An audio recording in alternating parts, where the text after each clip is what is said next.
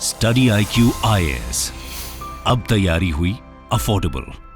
अगर आपने कोई भी यश चोपड़ा की पिक्चर देखी है या कोई भी वीडियो यूट्यूब पे देखा है जिसमें चाइनीज रेलवे स्टेशंस दिखाए जा रहे हो, तो हम कैसे देखते हैं कि काफी फ्यूचरिस्टिक, काफी वेल मेंटेन्ड, काफी मॉडर्न रेलवे स्टेशंस होते हैं उनके। भारत में हम जब जाते हैं तो ऐसा तो हम नहीं देख पाते हैं। तो भारत सरकार इसको बदलना चाहती है और खास तौर से इसकी एक शुरुआत करना चाहती है। तो इसीलिए सेंट्रल गवर्नमेंट ने 10,000 करोड़ अलॉट किया है futuristic revamp of 3 railway station के लिए। 3 रेलवे स्टेशन को एक futuristic railway station, modern railway station बनाने के लिए। तो आज हम ये समझेंगे कि ये घोषणा क्या है और इसको भारत सरकार कैसे अंजाम देगी, क्योंकि इनमें से एक जो रेलवे स्टेशन है वो एक वर्ल्ड हेरिटेज साइट भी है, तो उसकी बिल्डिंग से तो कुछ खिलवाड़ किया नहीं जा सकता क्योंकि एक वर्ल्ड हेरिटेज साइट है। तो आज ये समझेंगे। दोस्तों, आप सभी का स्वागत है स्टडी IQ पे। मेरा नाम है कुंवर प्रतीक और आज ये जो भारत सरकार की फ्यूचरिस्टिक रेलवे स्टेशन बनाने की घोषणा है उस पे हम ध्यान देंगे। उसके पहले आप ऐसे कुछ रेलवे स्टेशन बनाने की भारत सरकार बात कर रही है, तो आप मुझे सोशल मीडिया पे फॉलो कर सकते हैं। सोशल मीडिया पे फॉलो करने के लिए ट्विटर, इंस्टाग्राम और टेलीग्राम पे आप मुझे फॉलो कर सकते हैं। इस ग्रुप को ज्वाइन कर लीजिएगा। इस ग्रुप को आप ज्वाइन करेंगे तो अगर आपको सेशन की PDF की जरूरत है, अगर आप इंटरेस्टेड हो कि सर आपको PDF चाहिए, तो आपको यहां मिल जाएगी, या तीनों जगह आप मेरे से सोशल मीडिया के थ्रू रीच आउट करके अपने सवाल पूछ सकते हैं। अब आ जाते हैं अपने मुद्दे पे। देखिए, भारतीय जो कैबिनेट है, केंद्र सरकार ने उसने अप्रूव किया है कि रीडेवलपमेंट किया जाएगा नई दिल्ली स्टेशन का, अहमदाबाद स्टेशन का और मुंबई छत्रपति शिवाजी स्टेशन यानी CST टर्मिनल का। ये 3 स्टेशन को फ्यूचरिस्टिक रेलवे स्टेशन बनाया जाएगा और इसके लिए भारत सरकार 10,000 करोड़ रुपए खर्चेगी। अब बात समझिए, रेलवे मिनिस्टर जो है अश्विनी वैभव, जो IT मिनिस्टर भी हैं, उन्होंने कहा कि ये जो स्टेशंस हैं 3, दिल्ली, अहमदाबाद और CSTM यानी छत्रपति शिवाजी टर्मिनस जो मुंबई में है, इनका they will be developed with futuristic design, जैसा आपको दिखाया था मैंने। और साथ ही साथ यह ध्यान रखा जाएगा कि जो लोग उसका इस्तेमाल कर रहे हैं, रेलवे स्टेशन जा रहे हैं, उन लोगों को किसी तरीके की परेशानी ना हो। और किस रेलवे स्टेशन पे कितना पैसा खर्च किया जाएगा ये अगले 10 दिन में पता चल जाएगा, जब स्टेशन बनाने के लिए जो टेंडर निकाले जाएंगे वो टेंडर फाइल किए जाएंगे। उसके बाद बताएंगे कि दिल्ली को कितना पैसा दिया गया, बंबई को कितना दिया गया और अहमदाबाद को कितना दिया गया। आगे अगर इसको हम देखें तो उन्होंने बोला है कि ये जो रीडेवलपमेंट हो रहा है, क्योंकि ऑलरेडी स्टेशंस तो हैं, अब उनको रीडेवलप करके हमें फ्यूचरिस्टिक बनाना है, तो उन्होंने बोला ये रीडेवलपमेंट करने में, फ्यूचरिस्टिक रेलवे स्टेशंस बनाने में अगले 2 से 3.5 साल लगने वाले हैं। So as the framework has to be established, यानी किस तरीके से ये करना है, क्योंकि ऑलरेडी है वहां रेलवे स्टेशन, तो वहां ऑलरेडी इंफ्रास्ट्रक्चर है, सड़कें हैं, तो ट्रैफिक कंजेशन कैसे कम किया जाएगा वहां। अगर कोई स्टेशन बहुत ही आबादी वाले इलाके में है तो वहां कैसे काम किया जाएगा, ये सब फिगर आउट करके 2 से 3.5 साल में ये रेलवे स्टेशन आ जाएंगे। अब अगर मैं आगे जाऊं तो उन्होंने कहा है इसको अंजाम देने के लिए एक मास्टर प्लान भी बनाया गया है, ताकि मूवमेंट ऑफ ट्रैफिक, पार्किंग हो इन जगह, मूवमेंट ऑफ ट्रैफिक आसानी से हो, वहां पार्किंग की अच्छी सुविधा हो। ये सारी चीजें सोचने के बाद ही रीडेवलपमेंट किया जाएगा, ताकि रीडेवलपमेंट के चक्कर में ऐसा ना हो कि जाम लग जाए, पार्किंग की जगह ना मिले लोगों को रेलवे स्टेशन पे। तो इन सबको सोचकर एक मास्टर प्लान बनाया गया है जिसकी तहत इस प्रोजेक्ट को एग्जीक्यूट किया जाएगा तीनों जगह। अब अगर मैं आगे बढ़ूं तो उन्होंने बोला ये जो फ्यूचरिस्टिक रेलवे स्टेशंस होंगे इसमें रूफ टॉप प्लाजाज होंगे, जैसे मॉल्स में होते हैं। साथ ही साथ इसमें बहुत सारी सुविधाएं दी जाएंगी। क्या क्या सुविधा? एंटरटेनमेंट लाउंज होगा, वहां जाकर आप मौज मस्ती कर सकते हो। प्लेइंग एरिया होगा, यानी बच्चे जाकर खेल सकते हैं। खाने का फूड कोर्ट होगा। अभी रेलवे स्टेशन जाते हो, खाने की ज्यादा जगह तो होती नहीं है, तो जैसे मॉल्स में फूड कोर्ट होता है वैसे रेलवे स्टेशन पे होगा। एयरपोर्ट पे होता है लेकिन यहां भी होगा। उसके अलावा रिक्रिएशनल फैसिलिटीज भी होंगी ताकि आप अपना एंटरटेनमेंट कर सकें। रेलवे स्टेशन पे क्या करते हैं, प्लेटफॉर्म पे ऐसे बैठे रहते हैं, रेल ट्रेन का इंतजार कर रहे हैं, आएगी आएगी आएगी।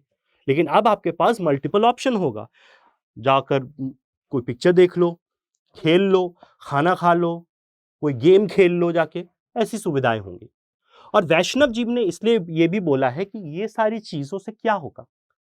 उन्होंने बोला जब हम रीडेवलपमेंट कर रहे हैं तो हम ध्यान रखेंगे, हम इंश्योर करेंगे दैट लोगों का जो जीवन व्यापन के लिए जो रेलवे प्लेटफॉर्म या रेलवे स्टेशन पे निर्भर करते हैं, मिलियंस ऑफ लोग रेलवे स्टेशन पे काम करते हैं या उसके अराउंड काम करते हैं, बहुत सारे छोटे बिजनेस हैं जो रेलवे स्टेशन के अराउंड होते हैं, कि उन पे ज्यादा इंपैक्ट ना आए और रीडेवलपमेंट के बाद उनको मौका दिया जाए रेलवे स्टेशन पे बिजनेस करने का, इस पे पूरा ध्यान दिया जाएगा। उनके इंटरेस्ट्स को प्रोटेक्ट किया जाएगा, उनकी रक्षा करी जाएगी, ताकि जो स्मॉल बिजनेस, जो लोग रेलवे स्टेशन पे निर्भर है अपनी रोजी रोटी कमाने के लिए, उनका नुकसान ना हो। ठीक है। अब सेशन को आगे बढ़ाने से पहले आपको मैं बता दूं कि अगर आप यूपीएससी की तैयारी करना चाहते हो, और कभी घबराना नहीं चाहिए कि यूपीएससी यार मैं कैसे करूं, तो बहुत टफ एग्जाम है, ऐसा कुछ नहीं। कोई भी इंसान जो सीरियस है, जो मोटिवेटेड है, जो डेडिकेटेड है, जो हार्ड वर्किंग, ये तीन क्वालिटीज चाहिए, डेडिकेशन, मोटिवेशन और हार्ड वर्क। अगर आपको लगता है आपके अंदर ये है तो यूपीएससी का एग्जाम आपके लिए है और इससे घबराना नहीं चाहिए। और अगर ये है कि कैसे पढ़ना है, कोई समझा दे, तो उसके लिए हम आपके लिए हैं। तो आप हमारे कोर्स जो फाउंडेशन बैच 6 है, जो एक मॉर्निंग बैच है, इसमें एनरोल कर सकते हो। इसमें सारी की सारी क्लासेस लाइव होंगी। साथ ही साथ इसमें प्रीलिम्स एग्जाम पे भी फोकस किया जाएगा, मेंस पे भी किया जाएगा। प्रीलिम्स के लिए आपको पढ़ाया भी जाएगा, साथ ही साथ प्रीलिम्स टेस्ट सीरीज, प्रीलिम्स के जस्ट पहले प्रीलिम्स क्रैश कोर्स कराया जाएगा। साथ ही साथ मेंस में सबसे इंपॉर्टेंट क्या होता है, आंसर राइटिंग, तो वो भी आपको इसमें कराई जाएगी। और ऐसे कई सारे बेनिफिट आपको इस कोर्स के अंदर मिलेंगे जो ऑफलाइन में नहीं मिलते हैं। ये बहुत ही अफोर्डेबल है, इसमें एडमिशन ले सकते हो आप 24,499 में। क्यों लोगे उतने में यार? ये वाला कोड लगाना, आपको ये 18,999 में मिल जाएगा। लेकिन सिर्फ 6 अक्टूबर तक इसमें एडमिशन चालू है। ये कोर्स की वैलिडिटी 24 महीने तक है, यानी आप बार बार वो क्लासेस जाकर देख सकते हो। लाइव क्लासेस बाद में रिकॉर्डेड फॉर्मेट में होंगी। तो ये कोर्स है, आप ज्वाइन कर सकते हो, एडमिशन ले लेना, सस्ता मिल जाएगा। अब आगे बढ़ते हैं। भाई चैलेंज भी तो होगा, इतना बड़ा प्रोजेक्ट है 10,000 करोड़ का, 3 स्टेशन का रीडेवलपमेंट करना है, तो चैलेंजेस को भी एड्रेस करना है, समस्याएं भी तो आएंगी। तो मास्टर प्लान में वो समस्याओं को एंटिसिपेट किया गया है, सोचा गया है कि जब ऐसा कोई प्रोजेक्ट आप करते हो जिसमें आपको रिवैम्प करना है, रीडेवलपमेंट करना है, तो भाई जो आजू बाजू की सड़कें हैं, बिल्डिंग हैं, बस स्टेशन है, मेट्रो स्टेशन है, उनका क्या? तो इसके लिए उन्होंने कहा है कि हमने अपने मास्टर प्लान में ऑलरेडी उसको इंक्लूड कर लिया है कि हम रेलवे स्टेशन के अराउंड एलिवेटेड रोड बनाएंगे, ऊंची रोडें बनाएंगे जो रेलवे स्टेशन के ऊपर से चली जाए, ताकि इंश्योर करें स्मूथ मूवमेंट ऑफ लोगों का और गुड्स का, तो किसी को प्रॉब्लम ना हो। जहां मेट्रो स्टेशन है उसको डिस्टर्ब नहीं किया जाएगा, जहां बस स्टैंड है उसको डिस्टर्ब नहीं किया जाएगा, रोड्स को एलिवेट कर दिया जाएगा ताकि आराम से लोग आ जा सके।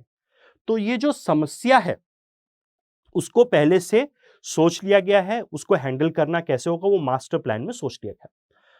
अब एक और समस्या है, वो है मैंने आपको बताया था सीएसटीएम की, कि रीडेवलपमेंट की बात कर रहे हैं। अगर कोई साइट वर्ल्ड हेरिटेज साइट होती है तो उसके आप बिल्डिंग में कुछ एडिशन नहीं कर सकते, कुछ तोड़ नहीं सकते, क्योंकि वो वर्ल्ड हेरिटेज साइट है, क्योंकि वो इतनी पुरानी, इतनी अच्छी, इतनी सुंदर है, इसलिए उसको वो दर्जा दिया गया है। तो सीएसटीएम का डेवलपमेंट कैसे होगा? सीएसटीएम यानी छत्रपति शिवाजी टर्मिनस जो बंबई में है, उसकी बिल्डिंग को छुआ भी नहीं जाएगा, लेकिन उसके चारों तरफ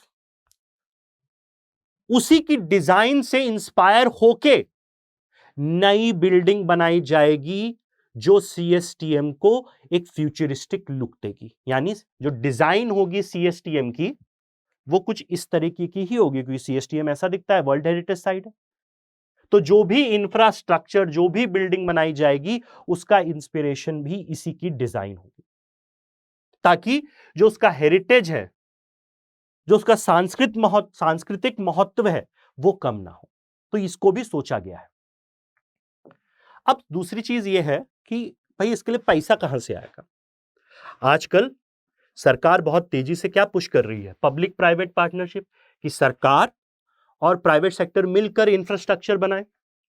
लेकिन इस प्रोजेक्ट के लिए सरकार फुल पीपीपी मॉडल पे नहीं जा रही, क्योंकि फुल पीपीपी मॉडल जैसे एक होता है BOT model, build operate and transfer, build operate transfer, कि प्राइवेट सेक्टर बनाएगा, बनाने के बाद प्राइवेट सेक्टर ही उसको चलाएगा, और बाद में जब वो जितना पैसा उनका लगा है उसको मुनाफे के साथ वसूल लेगा, तब वो सरकार को ट्रांसफर कर देगा।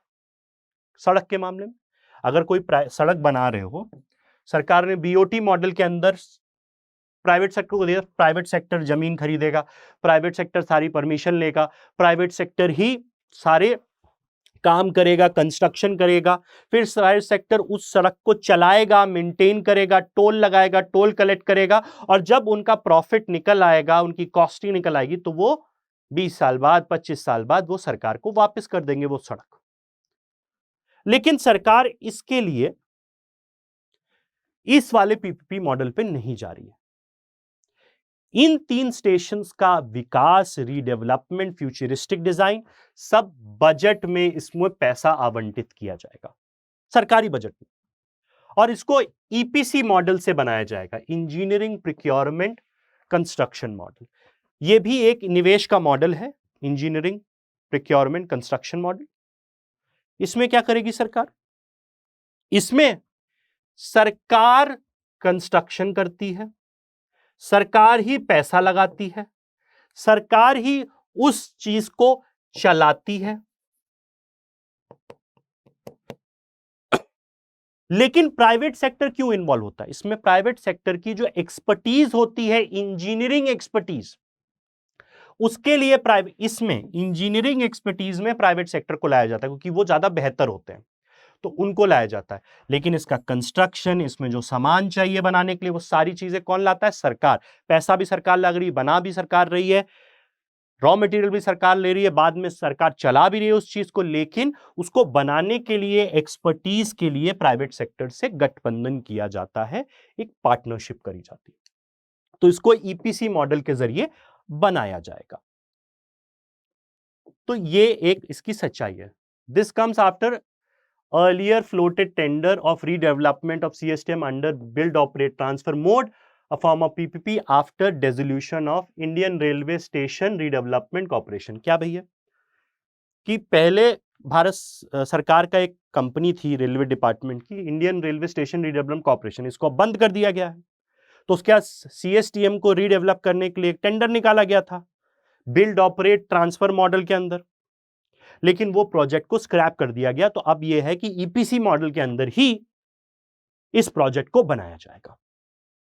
तो हम आने वाले 2 से 3.5 साल में फ्यूचरिस्टिक रेलवे स्टेशन देख सकते हैं 3 जगह, Mumbai CSTM terminus, new Delhi station और अहमदाबाद, 3 जगह। अब ये समझिए ये रीडेवलपमेंट क्यों इंपॉर्टेंट है। ये रीडेवलपमेंट इसलिए इंपॉर्टेंट क्योंकि भारत सरकार का एक प्रोजेक्ट है कि नहीं, नेशनल मॉनेटाइजेशन पाइपलाइन एनएमपी, जिसके जरिए भारत सरकार लगभग 6 लाख करोड़ रुपए जुटाना चाहती है, जो वो नए इंफ्रास्ट्रक्चर बनाने के लिए इस्तेमाल करेगी। 6 लाख करोड़, जिसका सबसे ज्यादा सेकंड हाईएस्ट कंट्रीब्यूटर कौन होने वाला है? रेलवे, इस 6 लाख करोड़ में। तो अगर नया स्टेशन बनता है और फिर वो उसमें जो दुकानें हैं, उसमें जो रूफटॉप मॉल है, एंटरटेनमेंट लाउंज है, रिक्रिएशनल एक्टिविटी है, ये प्राइवेट सेक्टर को यूज करने के लिए दिया जाएगा कि आप चलाइए, तो उससे सरकार को किराया मिलेगा कि नहीं मिलेगा? तो वो किराया नेशनल मॉनेटाइजेशन प्लान के अंदर जो सरकार एक्सपेक्ट कर रही है प्राइवेट सेक्टर से पैसा। नेशनल मॉनिटाइजेशन प्लान क्या है? सरकार के पास एक बिल्डिंग पड़ी है खाली, इस्तेमाल नहीं हो रही या तो खराब है, तो एक प्राइवेट सेक्टर को दे दो, वो उसमें कुछ बनाएगा, इस्तेमाल करेगा, उसके बदले सरकार को किराया देगा। ऐसे ही सरकार ने नया रेलवे स्टेशन बनाया, अब उसको चलाने की जिम्मेदारी प्राइवेट सेक्टर को दे दो, सरकार प्राइवेट सेक्टर को एक पैसा देना पड़ेगा सरकार को। वहां जो फूड कोर्ट है उसमें पिज्जा हट लगेगा, वो किराया देंगे सरकार को, डोमिनोज लगेगा वो देंगे सरकार को, ऐसा देंगे कि नहीं? तो नेशनल मॉनिटाइजेशन प्लान के अंदर भी तो ये काम करेगा। तो इसलिए भी ये इंपॉर्टेंट है कि हमारे नेशनल मॉनिटाइजेशन पाइपलाइन में ये कंट्रीब्यूट करेगा। तो मेरी आशा आप समझे होंगे कि ये जो 3 स्टेशन बन रहे हैं कैसे बन रहे हैं, क्यों बनाए जा रहे हैं और कैसे भारत सरकार को इसका फायदा होगा और साथ ही साथ हमारे लिए भी फायदा होगा। एज यूजर्स, एज कंज्यूमर्स हम जाएंगे, हमें अच्छी सुविधा मिलेगी, अच्छी सुविधा मिलेगी तो हमारे लिए भी अच्छा है। तो ये एक अच्छा कदम है भारत में फ्यूचरिस्टिक इंफ्रास्ट्रक्चर बढ़ाने, क्योंकि बहुत सारे लोग तो रेलवे से जाते हैं, एयरपोर्ट से जाते नहीं है, या तो गाड़ी चलते हैं या तो ज्यादातर लोग लंबी यात्रा में ट्रेन से सफर करते हैं। तो इसमें ये हमारे लिए बहुत सुविधाजनक होगा। अभी 3 है, कल 30 स्टेशन बन जाएंगे ऐसे, तो भारत में रेलवे स्टेशन की कायाकल्प हो जाएगा। तो ये बहुत अच्छी चीज है। अब एंड करने से पहले एक बार फिर से बता दूं, आप यूपीएससी के लिए प्रिपेयर कर सकते हैं। फायदे मैं आपको कोर्स के बता चुका हूं, आपको कुछ नहीं करना है, हमारी वेबसाइट पे जाना है, अपना फोन नंबर डाल के लॉगिन करना है, इस कोर्स पे क्लिक करना है। बाय नाउ में जब आप जाओगे तो आपको कोड लगाना है केपी लाइव, तो आपको ये 18,999 में मिल जाएगा। साथ ही साथ आप मुझे फॉलो कर सकते हैं सोशल मीडिया पे। फॉलो करने के लिए आप ट्विटर, इंस्टाग्राम और टेलीग्राम तीनों जगह फॉलो कर सकते हैं। इसी के साथ, इस आशा के साथ कि ये प्रोजेक्ट भारत सरकार का बहुत सफल हो और हम सभी लोगों को फ्यूचरिस्टिक रेलवे स्टेशन में जाके उसकी सुविधाओं का यूज करने का अवसर मिले, इसी आशा के साथ thank you very much, bye bye, take care, जय हिंद। स्टडी IQ IAS, अब तैयारी हुई अफोर्डेबल।